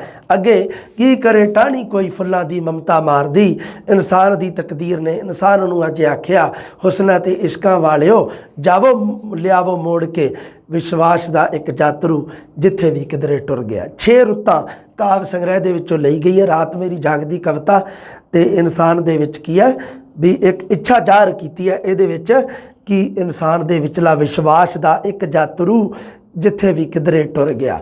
ਮਤਲਬ ਕੀ ਹੈ ਵਿਸ਼ਵਾਸ ਨੂੰ ਯਾਤਰੂ ਦੱਸਿਆ। ਯਾਤਰੂ ਯਾਤਰਾ ਕਰਨ ਵਾਲੇ ਨੂੰ ਕਹਿ ਦਿੰਦੇ ਆਪਾਂ, ਜਿਹਨੂੰ ਆਪਾਂ ਕਹਿ ਦਿੰਦੇ ਵੀ ਯਾਤਰਾ ਕਰਨ ਵਾਲਾ, ਯਾਤਰਾ ਤੇ ਜਾਣ ਵਾਲਾ, ਵੀ ਵਿਸ਼ਵਾਸ ਆ ਜਿਹੜਾ ਉਹ ਇੱਕ ਯਾਤਰੂ ਬਣ ਕੇ, ਯਾਤਰਾ ਕਰਨ ਵਾਲਾ ਬਣ ਕੇ ਤੁਰ ਗਿਆ, ਉਸ ਨੂੰ ਕੋਈ ਲੈ ਕੇ ਆਵੇ। ਇੱਥੇ ਇਸ ਕਵਿਤਾ ਦੇ ਅੰਤ ਵਿੱਚ ਕਵਿਤਰੀ ਨੇ ਇੱਕ ਇੱਛਾ ਜ਼ਾਹਰ ਕੀਤੀ ਹੈ, ਰਾਤ ਮੇਰੀ ਜਾਗਦੀ। ਅਗਲੀ ਕਵਿਤਾ ਹੈ ਰੌਸ਼ਨੀ। ਇਸ਼ਕ ਦੀ ਰੌਸ਼ਨੀ ਵਿਜੋਗ ਦੇ ਅਵਸਥਾ ਦਾ ਭਾਵੁਕ ਬਿਆਨ ਕੀਤਾ ਹੈ, ਭਾਵਪੂਰਨ ਬਿਆਨ ਕੀਤਾ ਹੈ ਕਵਿਤਰੀ ਨੇ। ਜਿਹੜੀ ਕਵਿਤਾ ਦਾ ਸਿਰਲੇਖ ਹੈ ਰੌਸ਼ਨੀ। ਹਿਜਰ, ਹਿਜਰ ਸਿੱਧਾ ਹੀ ਦੇ ਰੱਖਿਆ, ਵਿਛੋੜਾ। ਹਿਜਰ ਸਭ ਤੋਂ ਪਹਿਲਾਂ ਵਿਛੋੜੇ ਤੋਂ ਹੀ ਸ਼ੁਰੂ ਕੀਤੀ ਹੈ। ਹਿਜਰ ਦਾ ਸ਼ਾਬਦਿਕ ਅਰਥ ਹੈਗਾ ਜੀ ਵਿਛੋੜਾ। ਸੋ ਇਹ ਕਵਿਤਾ ਹੈ ਨਾ ਜਿਹੜੀ ਰੌਸ਼ਨੀ, ਇਹ ਬਸ ਤੁਸੀਂ ਜਸਟ ਪੜ੍ਹਨੀ ਹੈ, ਇਹਦੇ ਵਿੱਚ ਕੋਈ ਔਖਾ ਕੋਈ ਸ਼ਬਦ ਨਹੀਂ ਦੇ ਰੱਖਿਆ, ਮੈਂ ਪੜ੍ਹ ਲਈ ਸੀ ਇਹ।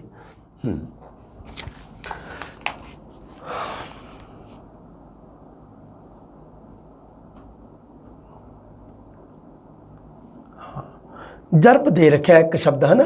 ਰਾਤ ਨੂੰ ਇਹ ਤਾਰਿਆਂ ਦੀ ਰਕਮ ਜ਼ਰਬਾਂ ਦੇ ਗਈ। ਜ਼ਰਬ ਦਾ ਮਤਲਬ ਹੁੰਦਾ ਵੈਸੇ ਮਲਟੀਪਲਾਈ ਕਰਨਾ, ਗੁਣਾ ਕਰਨਾ, ਗੁਣਾ ਕਰਨਾ, ਮਲਟੀਪਲਾਈ। ਵੀ ਤਾਰਿਆਂ ਦੀ ਰਕਮ ਹੈ ਜਿਹੜੀ ਉਹ ਜ਼ਰਬਾ ਦੁੱਗਣੇ ਹੋ ਗਏ, ਗੁਣਾ ਹੋ ਗਿਆ ਉਸਦਾ। ਹਾਂ, 6 ਰੁੱਤਾਂ ਕਾਵ ਸੰਗ੍ਰਹਿ ਦੇ ਵਿੱਚੋਂ ਲਈ ਗਈ ਹੈ ਬੇਟਾ ਜੀ ਇਹ ਕਵਿਤਾ ਰੌਸ਼ਨੀ। ਅਤੇ ਉਸ ਤੋਂ ਪਿਛਲੀ ਕਵਿਤਾ ਰਾਤ ਮੇਰੀ ਜਾਗਦੀ, ਇਹ ਵੀ 6 ਰੁੱਤਾਂ ਕਾਵ ਸੰਗ੍ਰਹਿ 'ਚੋਂ ਲਈ ਗਈ ਹੈ। ਇਹ ਤੁਸੀਂ ਖਾਸ ਧਿਆਨ ਰੱਖਣੇ, ਇਹਦੇ ਵਿੱਚੋਂ ਹੀ ਪ੍ਰਸ਼ਨ ਬਣਨਗੇ। ਅੱਗੇ ਆ ਗਿਆ ਜੀ ਜਨਮ ਜਲੀ। ਆਪਾਂ ਕਹਿ ਦਿੰਦੇ ਵੀ ਇਹ ਤਾਂ ਜਮਾਂਦਰੋਂ ਹੀ ਮਾੜਾ, ਜਨਮ ਤੋਂ ਹੀ ਮਾੜਾ, ਇਹਦੀ ਤਾਂ ਜਮਾਨ ਜਨਮ ਤੋਂ ਹੀ ਕਾਲੀ ਹੈ। ਸੋ ਇਹਦੇ ਵਿੱਚ ਕਵਿਤਰੀ ਨੇ ਆਪਣੇ ਜਨਮ ਜਲੀ ਹੋਣ ਦਾ ਕਾਰਨ ਦੱਸਿਆ ਹੈ। ਉਹ ਕਾਰਨ ਕੀ ਦੱਸਿਆ? ਪਿਆਰ ਦੇ ਵਿੱਚ ਅਸਫਲਤਾ। ਕਵਿਤਰੀ ਨੂੰ ਆਪਣਾ ਬਣਦਾ ਪਿਆਰ ਨਹੀਂ ਮਿਲ ਸਕਿਆ, ਪ੍ਰੇਮ ਦੇ ਵਿਛੋੜੇ ਦਾ ਕਰਕੇ, ਪ੍ਰੇਮ ਦੀ ਅਸਫਲਤਾ ਦੇ ਕਾਰਨ ਉਹ ਆਪਣੇ ਆਪ ਨੂੰ ਕੀ ਕਹਿ ਰਹੀ ਹੈ? ਜਨਮ ਜਲੀ। ਦੁੱਖਾਂ ਦਾ ਸਾਇਆ ਭਾਰਾ ਸੁਣੀਂਦਾ, ਇਹ ਸੰਜੋਗ ਬਲੀ ਮੈਂ ਤਾਂ ਜਨਮ ਜਲੀ। ਸਾਇਆ ਹੁੰਦਾ ਨਾ, ਸਾਹ ਵਿਆਹ ਦੇ ਨਾਲ ਸੰਬੰਧਿਤ ਹੁੰਦੀ ਹੈ ਨਾ, ਸਾਹੇ ਚਿੱਠੀ ਲਿਖੀ ਜਾਂਦੀ ਹੈ। ਸਾਇਆ ਦਾ ਮਤਲਬ ਹੁੰਦਾ ਕਿ ਵਿਆਹ ਵਾਲਾ ਬੱਝਾ ਹੋਇਆ ਦਿਨ। ਸਾਹੇ ਚਿੱਠੀ ਦੇ ਵਿੱਚ ਲਿਖਿਆ ਜਾਂਦਾ ਹੈ ਨਾ ਕਿ ਪਿਆਰੇ ਫਲਾਣਾ ਸਿੰਘ ਜੀ, ਤੁਹਾਡੇ ਪੁੱਤਰ ਜਾਂ ਪੁੱਤਰੀ ਦਾ ਵਿਆਹ ਸਾਡੇ ਪੁੱਤਰ ਜਾਂ ਪੁੱਤਰੀ ਦੇ ਨਾਲ ਹੋਣਾ, ਇਸ ਤਰੀਕ ਨੂੰ ਇਸ ਜਗ੍ਹਾ 'ਤੇ ਇਸ ਪੈਲੇਸ ਦੇ ਵਿੱਚ ਤੈਅ ਹੋਇਆ, ਕਿਰਪਾ ਕਰਕੇ ਤੁਸੀਂ ਇੰਨੇ ਬੰਦਿਆਂ ਦੇ ਨਾਲ ਬਰਾਤ ਸਮੇਤ ਇੰਨੇ ਵਜੇ ਪਹੁੰਚਣ ਦੀ ਕਿਰਪਾਲਤਾ ਕਰਨੀ ਜੀ। ਥੱਲੇ ਲਿਖਿਆ ਹੁੰਦਾ ਧੰਨਵਾਦ ਜੀ, ਅਤੇ ਥੱਲੇ ਅੱਗੇ ਲਿਖਿਆ ਹੁੰਦਾ ਵੀ ਸਮਸਤ ਬਰਾੜ ਪਰਿਵਾਰ, ਸਿੱਧੂ ਬਰਾੜ ਪਰਿਵਾਰ, ਸੰਧੂ ਪਰਿਵਾਰ, ਜੋ ਵੀ ਲਿਖਣਾ ਹੋਵੇ। ਹਾਂ, ਇਸ ਤਰ੍ਹਾਂ ਹੀ ਲਿਖੀ ਜਾਂਦੀ ਹੈ ਸਾਹੇ ਚਿੱਠੀ, ਹੈ ਨਾ। ਤਾਂ ਸਾਇਆ ਜਿਹੜਾ ਮਤਲਬ ਉਸ ਨੂੰ ਕਿਹਾ ਜਾਂਦਾ ਵੀ ਜਿਹੜਾ ਵਿਆਹ ਦੇ ਨਾਲ ਸੰਬੰਧਿਤ ਜਿਹੜਾ ਦਿਨ ਹੈ। ਬਿਰਹਾ ਦੇ ਬੂਹੇ ਵੱਜੀ ਵਧਾਈ, ਸਾਡੀ ਸਗਨ ਤਲੀ ਮੈਂ ਤਾਂ ਜਨਮ ਜਲੀ। ਹਾਂ, ਇੱਕ ਪ੍ਰਗੀਤਕ ਕਾਵ ਦੇ ਵਿੱਚ ਲਿਖੀ ਹੋਈ ਹੈ, ਕਿਉਂਕਿ ਅੰਮ੍ਰਿਤਾ ਪ੍ਰੀਤਮ ਅਤੇ ਪ੍ਰੋਫੈਸਰ ਮੋਹਨ ਸਿੰਘ ਦੋਨੋਂ ਪ੍ਰਗੀਤ ਕਾਵ ਦੇ ਉੱਤਮ ਮਤਲਬ ਕਿ ਉਦਾਹਰਣ ਹੈ। ਅੱਗੇ ਲਿਖਿਆ ਹੋਣੀ ਤਾਂ ਆਈ ਬਣ ਸਰਬਾਲੀ। ਹੋਣੀ ਮਤਲਬ ਹੁੰਦੀ ਹੈ ਫੇਟ। ਹੋਣੀ ਵੀ ਦੁੱਖਦਾਈ ਜਿਹੜੀ ਆਉਂਦੀ ਹੈ ਨਾ, ਮਤਲਬ ਇੱਕ ਦੁੱਖਦਾਈ ਸਮਾਂ ਜਿਹੜਾ ਇੱਕਦਮ ਜਿਹੜਾ ਆਉਂਦਾ, ਉਹ ਜਿਹੜੀ ਦੁਰਘਟਨਾ ਜਿਹੜੀ ਹੁੰਦੀ ਹੈ, ਫੇਟ ਹੋਣੀ, ਜਿਹਨੂੰ ਮੌਤ ਵੀ ਕਹਿ ਦਿੰਦੇ ਆਪਾਂ। ਹੋਣੀ ਤਾਂ ਆਈ ਬਣ ਸਰਬਾਲੀ। ਸਰਬਾਲਾ ਅਤੇ ਸਰਬਾਲੀ ਹੁੰਦੀ ਹੈ ਨਾ, ਦੋ ਸਰਬਾਲਾ। ਸਰਬਾਲਾ ਹੁੰਦਾ ਹੈ ਨਾ ਵਿਆਹ ਦੇ ਵਿੱਚ, ਲਾੜੇ ਦੇ ਨਾਲ ਹੁੰਦਾ ਇੱਕ ਸਰਬਾਲਾ। ਵੈਸੇ ਅਕਸਰ ਪਹਿਲਾਂ ਜਦੋਂ ਹੁੰਦਾ ਸੀਗਾ, ਸਰਬਾਲੇ ਦਾ ਕੰਮ ਕੋਈ ਨਹੀਂ ਹੁੰਦਾ ਵੈਸੇ। ਸਰਬਾਲਾ ਤਾਂ ਉਹੀ ਚਾਹ ਦੇ ਵਿੱਚ ਹੀ ਬਣਾ ਦਿੰਦੇ ਆ, ਚਲੋ ਜੀ ਆਹ ਭਤੀਜਾ ਆ ਭਾਣਜਾ, ਇਹਨੂੰ ਚੱਕ ਕੇ ਸਰਬਾਲਾ ਬਣਾ ਦਿਓ। ਤਾਂ ਇਹਦੇ ਵਿੱਚ ਆਪਣੇ ਆਪ ਨੂੰ, ਸਰਬਾਲੇ ਦਾ ਇਸਤਰੀਲਿੰਗ ਹੈ ਸਰਬਾਲੀ, ਸਰਬਾਲਾ। ਇਹ ਕਵਿਤਰੀ ਨੇ ਹੋਣੀ ਨੂੰ ਸਰਬਾਲੀ ਦੱਸਿਆ, ਹੋਣੀ ਨੂੰ ਸਰਬਾਲਾ ਨਹੀਂ ਦੱਸਿਆ, ਸਰਬਾਲੀ। ਕਿਉਂਕਿ ਹੋਣੀ ਜਿਹੜੀ ਮੌਤ ਉਹ ਵੀ ਇਸਤਰੀਲਿੰਗ ਹੈ, ਅਤੇ ਉਹਦਾ ਅੱਗੇ ਜਿਹੜਾ ਰੂਪਕ ਵਰਤਿਆ ਉਹਦੇ ਵਾਸਤੇ ਜਾਂ ਉਪਮਾ ਦਿੱਤੀ ਹੈ, ਉਹ ਵੀ ਉਸ ਨੂੰ ਇਸਤਰੀਲਿੰਗ ਰੂਪ ਵਿੱਚ ਹੀ ਦਿੱਤੀ ਹੈ, ਜਨਮ ਜਲੀ, ਸਰਬਾਲੀ। ਹੁਣ ਤਾਂ ਨਹੀਂ, ਹੁਣ ਤਾਂ ਐਵੇਂ ਬਸ ਲੋਕੀ ਫੈਸ਼ਨ ਵਾਸਤੇ ਹੀ। ਇਹ ਪਹਿਲਾਂ ਹੁੰਦਾ ਸੀਗਾ ਵੀ ਜਦੋਂ ਮੰਨ ਲਓ ਕਿ ਰਾਹ ਜਾਂਦਿਆਂ ਕਿਸੇ ਨੇ ਡੋਲੀ ਕੋਈ ਲੁੱਟਣ ਪੈ ਗਿਆ ਅਤੇ ਲਾੜੇ 'ਤੇ ਕਿਸੇ ਨੇ ਹਮਲਾ ਕਰਤਾ, ਲਾੜਾ ਜ਼ਖਮੀ ਆ ਜਾਂ ਮੌਤ ਦੇ ਨੇੜੇ ਆ, ਤਾਂ ਉਦੋਂ ਸਰਬਾਲੇ ਨੂੰ ਕਹਿ ਦਿੰਦੇ ਸੀ ਚੱਲ ਵੀ ਤੂੰ ਕਰਾ ਲਾ ਵਿਆਹ। ਸਰਬਾਲੇ ਦੀ ਲੋੜ ਉਦੋਂ ਪੈਂਦੀ ਸੀ। ਹੁਣ ਇਸ਼ਕ ਤੇਰੇ ਨੇ ਭੇਸ ਵਟਾਇਆ, ਸਾਡੀ ਜਿੰਦ ਛਲੀ ਮੈਂ ਤਾਂ ਜਨਮ ਜਲੀ। ਬੜੀ ਸ਼ਾਨਦਾਰ ਲਿਖੀ ਹੋਈ ਹੈ, ਬਹੁਤ ਹੀ ਮਤਲਬ ਕੀ ਹੈ ਵੀ ਆਪਣੇ ਕਾਮਨ ਜੀ ਆ, ਇਹਦਾ ਬਹੁਤ ਹੀ ਸਰਲ ਅਰਥ ਹੈ। ਅੱਗੇ ਆ ਜਿਹੜੀ ਹੈਗੀ ਆ ਇੱਕ ਸ਼ਹਿਰ, ਇਹ ਜਿਹੜੀ 6 ਰੁੱਤਾਂ ਕਾਵ ਸੰਗ੍ਰਹਿ 'ਚੋਂ ਲਈ ਗਈ, ਜਨਮ ਜਲੀ। ਅਤੇ ਸਾਡੀ ਹੈਗੀ ਇੱਕ ਕਵਿਤਾ ਪਿਛਲੀ ਰੌਸ਼ਨੀ, ਉਸ ਤੋਂ ਪਿਛਲੀ ਕਵਿਤਾ ਰਾਤ ਮੇਰੀ ਜਾਗਦੀ। ਇਹ ਤਿੰਨੋਂ ਕਵਿਤਾਵਾਂ 6 ਰੁੱਤਾਂ ਕਾਵਿ ਸੰਗ੍ਰਹਿ ਤੋਂ ਲਈਆਂ ਗਈਆਂ ਹਨ। ਅਗਲੀ ਕਵਿਤਾ ਹੈ ਜਿਹੜੀ ਉਹ ਹੈਗੀ ਹੈ ਜੀ ਇੱਕ ਸ਼ਹਿਰ। ਇੱਕ ਸ਼ਹਿਰ ਕਵਿਤਾ ਦੇ ਵਿੱਚ ਕਵਿੱਤਰੀ ਨੇ ਦਿੱਲੀ ਸ਼ਹਿਰ ਦਾ ਜ਼ਿਕਰ ਕੀਤਾ ਹੈ। ਕਿਹੜੇ ਸ਼ਹਿਰ ਦਾ ਜੀ? ਦਿੱਲੀ, ਸਾਡੇ ਦੇਸ਼ ਦੀ ਰਾਜਧਾਨੀ ਦਾ। ਮਹਾਨਗਰੀ ਦੇ ਜੀਵਨ ਦੀਆਂ ਬਹੁਤ ਸਾਰੀਆਂ ਪਰਤਾਂ ਨੂੰ, ਮਹਾਨਗਰ ਹੈ ਨਾ ਦਿੱਲੀ, ਦਿੱਲੀ ਵਰਗੇ ਮਹਾਨਗਰ ਦੇ ਵਿੱਚ ਰਹਿਣ ਵਾਲੇ ਲੋਕਾਂ ਦੇ ਜੀਵਨ ਦੀਆਂ ਬਹੁਤ ਪਰਤਾਂ ਨੂੰ ਫਰੋਲਿਆ, ਵਿਅੰਗਮਈ ਤਰੀਕੇ ਦੇ ਨਾਲ ਕਟਾਕਸ਼ ਕੀਤਾ ਉਹਨਾਂ ਦੇ ਜੀਵਨ 'ਤੇ। ਕਿਉਂਕਿ ਬਲੈਕੀ ਹੈ ਜਿਹੜੇ ਉਹ ਕੀ ਕਰਦੇ ਆ, ਬਲੈਕ ਕਰ ਲੈਂਦੇ ਆ ਚੀਜ਼ਾਂ ਦਾ।